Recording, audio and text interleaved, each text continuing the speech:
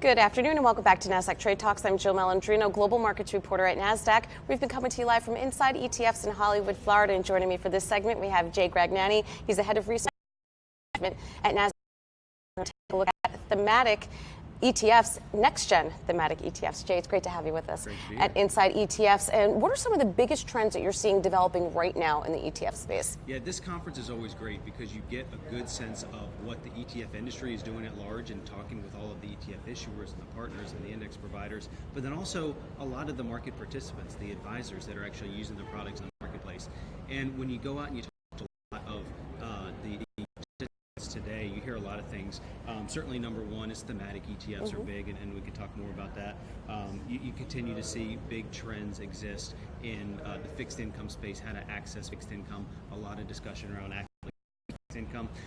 But at the end of the day, a lot of the conversations that we're having at this conference and outside of this conference about ETFs and their adoption and their usage is around ETF model portfolios. And ETF model portfolios is something that we've been involved with for many, many years as a way for advisors to implement investment strategies and methodologies into their portfolios in a very systematic and a very scalable way. So when we think about all of these different ETFs, whether they're equity, whether they're smart beta, whether they're factors, all of these different terms, and year after year, there's new themes, for lack of a better word, that come up. One of the consistent themes that we've seen is the usage and adoption of ETF model portfolios to take advantage of all of these different new products out in the marketplace. Yeah, we had a couple of Nasdaq Dorsey Wright advisor firms on with us today, so it's definitely growing. You were prime time, first day of Inside ETFs, 2 o'clock, a really hot panel you were on around thematic ETFs.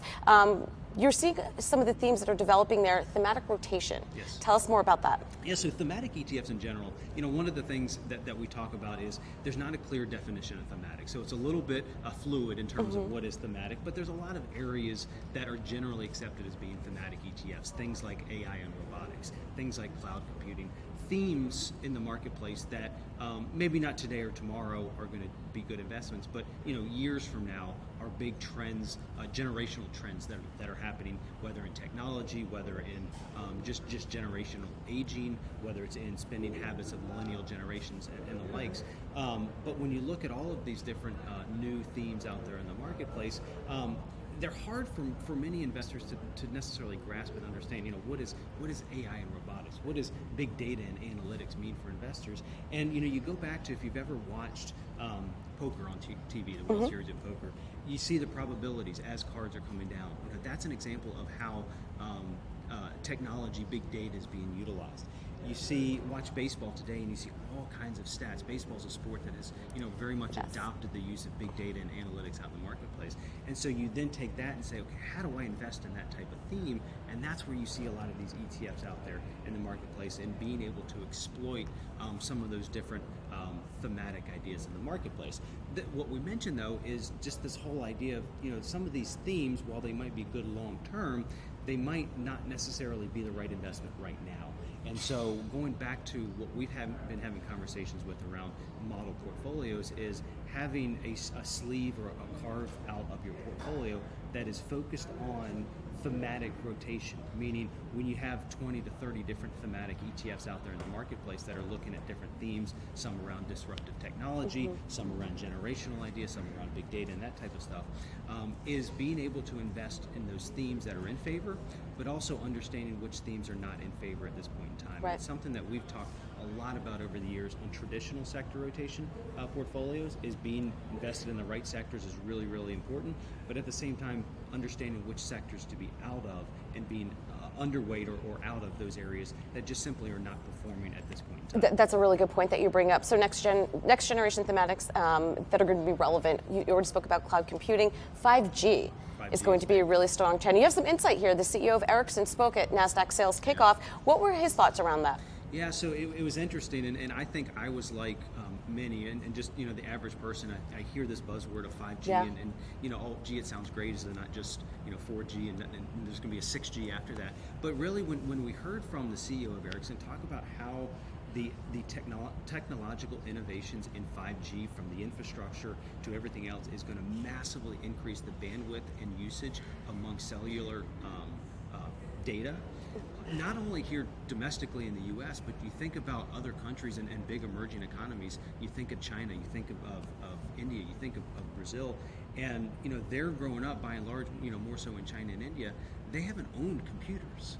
Their first computer is going to be the smartphone, and they're going to have to use data, cellular data, to access. They're not going to have Wi-Fi. And so 5G is going to replace that in terms of how they're using it, accessing the internet, how they're investing in ETFs, how they're on social and WeChat. And so if there's not this massive infrastructure build that is taking place like Ericsson's working on right now, that is not going to be possible. And we're going to be sitting there with the little wheel spinning on our phones. But there's companies out there like Ericsson that are investing in the technology that 5G is going to massively change the way we do business. Machine learning is another one of those areas and those themes that it's going to continually push the envelope in the way that we interact on a day-to-day basis. And again, that machine learning, we hear the buzzword, what does it mean?